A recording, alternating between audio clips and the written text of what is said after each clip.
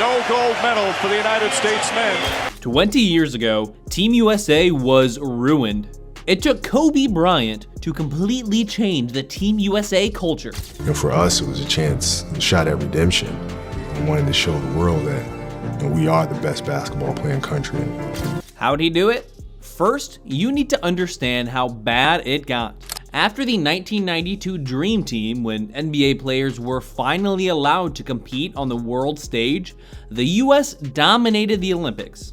Gold in 92, gold in 96, gold in 2000. But the world began to catch up. Because of the Dream Team's legacy, mind you. The 2004 Olympics were an embarrassment for Team USA. There is no way around that.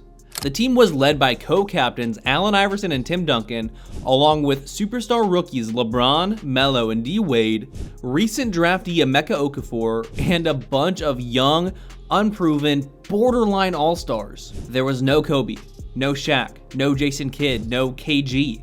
And this was right after their 6th place finish in the 2002 FIBA World Cup, a shocking loss on the US's home turf, right in Indianapolis.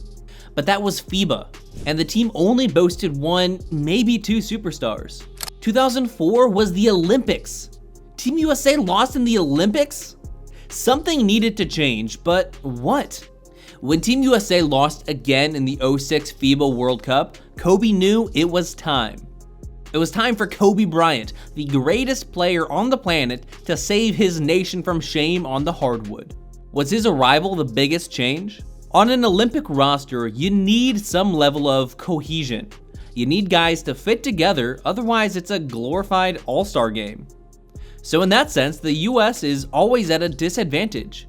These guys never play together. And it's a constantly rotating roster every couple years. Other teams consistently have, at the very least, a similar roster to the previous tournament. The United States just doesn't, for whatever reason. And a massive advantage in talent isn't enough to make up for that. So was Kobe enough?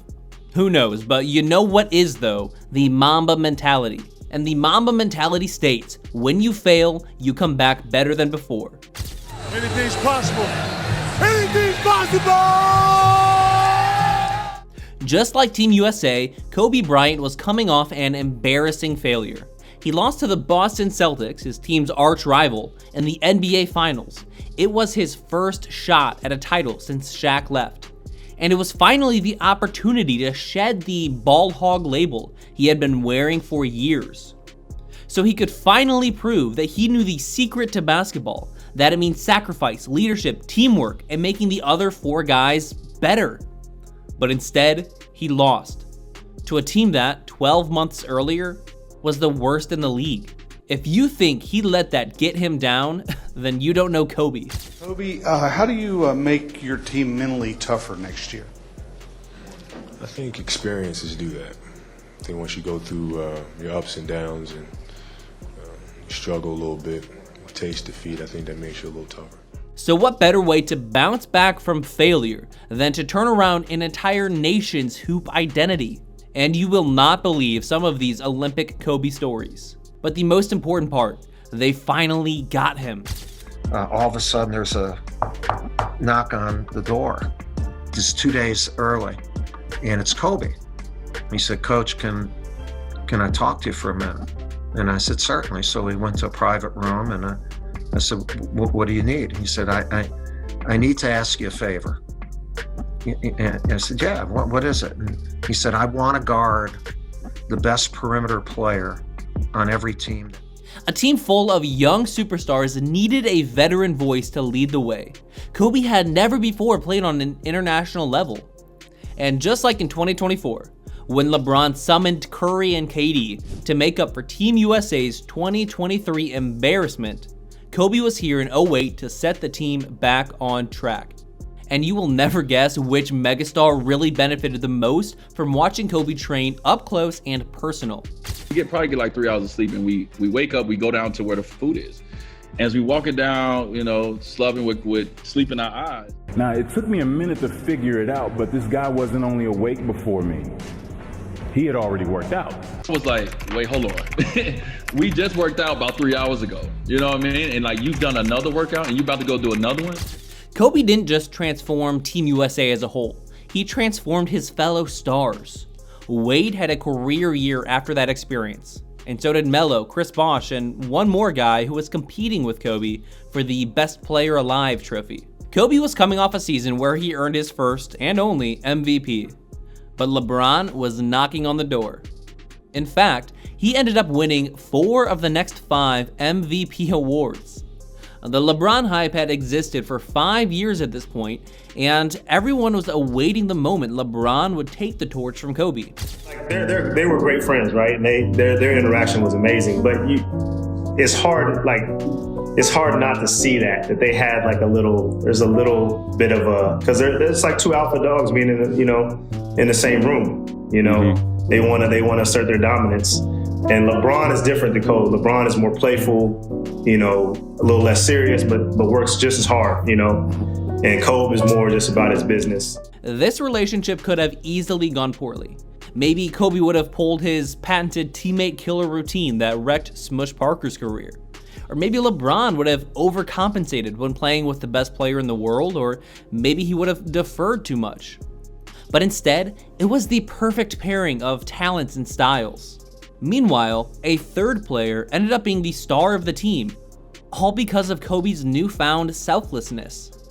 All Kobe cared about was defense. You get in. When you get in a game and it's me and you on the floor, this is what I'm going to do. I'm going to pick up the defender 94 feet. I'm going to harass him. I'm going to turn him. I'm going to turn him. I'm going to turn him. And once I turn him, you do what you do. You come in.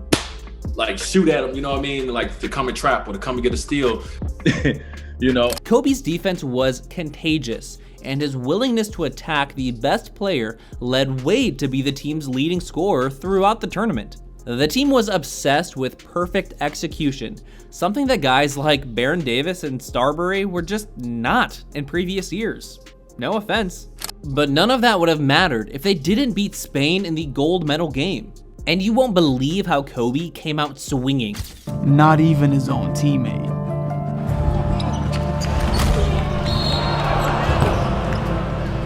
He just tried to set up the tone, the physicality of the game. He just wanted to send a message to his teammate, yeah, this is my brother. We're gonna play together in the NBA, but right now I'm trying to beat him, and we're gonna beat him. And I'm gonna run through him or anyone that gets in our way. Kobe, that's your teammate, man. Maybe in a few months, but in summertime in the Olympics, Pau Gasol was his enemy. The United States beat Spain 118-107 to bring gold back home.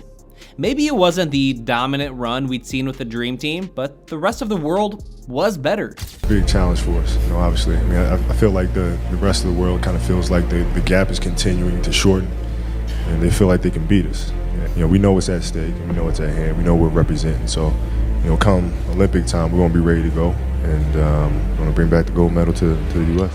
The 2008 Redeem Team set a new standard for Team USA. It takes more than just loading up on talent to win it all. It takes savvy, it takes vets, it takes sacrifice. That's why LeBron has been the star of this year's Olympics so far, despite being way past his prime. He knows what it takes to win. He saw Kobe do it 16 years ago. And the story of the Redeem Team doesn't end there. Everyone, Kobe included, had the experience of a lifetime, one that transformed their careers. And Wade, he became one of the best defensive players in the league, posting all-time numbers in 2009. Dwight Howard won 3 straight Defensive Player of the Years. Melo made his first conference finals, finally shedding the loser label for a little bit. LeBron won 2 straight MVPs, got wrecked in the 2011 finals, and then came back swinging after failure in 2012, just like he saw from the Mamba. And over the next 2 years, Kobe learned to sacrifice in a way he hadn't before. He finally won a trophy all on his own without Shaq, and then he did it again. The Redeem Team's enduring legacy is more than just a gold medal. There is a reason we remember 2008 and not 2012, 1996, or 2000, because 2008 was the inflection point for an entire generation of young superstars, and it was a reminder of what made Kobe great. It was a reminder that, for the best of the best, failure isn't the end of the story. What was your favorite Redeem Team moment? Let us know in the comments, then watch NBA legends explaining how crazy Kobe Bryant on Team USA was next. Listen to The Wrong Opinion, Useless NBA Trivia, and Garbage Rankings for more NBA content.